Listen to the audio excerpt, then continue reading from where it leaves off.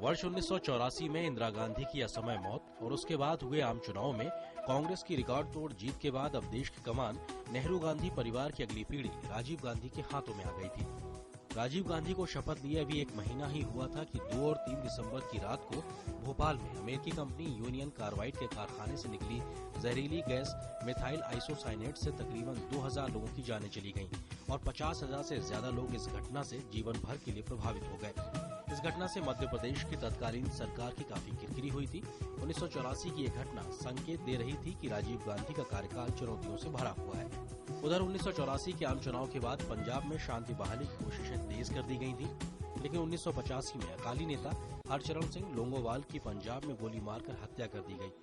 उसी साल सितंबर 1985 में पंजाब में जब चुनाव कराए गए तो सहानुभूति की लहर पर सवार अकाली दल पहली बार अपने दम पर सरकार बनाने में सफल रहा। देश के पूर्वी राज्य असम में भी दिसंबर 1985 में जब चुनाव हुए तो एक छात्र संगठन आसू यानी ऑल असम स्टूडेंट्स यूनियन से राजनीतिक पार्टी बने असम गण परिषद ने आसानी से सत्ता हासिल कर ली। इस चुनाव में कांग्रेस को धूल चटाने वाले छात्र नेता प्रफुल्ल कुमार महंत ने जब मुख्यमंत्री पद की शपथ ली तो उनकी उम्र महज 32 साल ही थी। लंबे समय से उग्रवाद के साये में जी रहे असम में जब फिर से लोकतंत्र की बयार बही तो मौसम खुशनुमा हो उठा। लोकतंत्र की ये बयार एक अन्य पूर्वी राज्य मिजोरम की फिजा को भी खुशनुमा बना गई जब मिजो नेशनल फ्रंट के नेता लाल डेंगा ने मिजोरम के मुख्यमंत्री पद की शपथ ली। इसी तरह भारतीय राजनीति में राजीव गांधी का प्रवेश हिंसाग्रस्त राज्यों में अब लोकतंत्र को मजबूती प्रदान कर रहा था।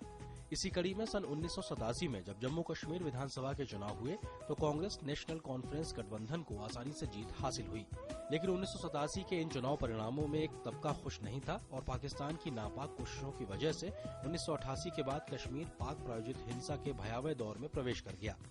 इसी तरह से 1984 के आम चुनाव के बाद आंध्र प्रदेश में तेलुगु देशम, पंजाब में अकाली दल, असम में असम गण परिषद, तमिलनाडु में डीएमके और पश्चिम बंगाल में मजबूती से डटे सीपीएम से मिल रही चुनौतियों से कांग्रेस को काफी जद्दोजहद करनी पड़ रही थी। अमित भारती के साथ शिरीष चंद्र सिंह, डीटी न्यूज।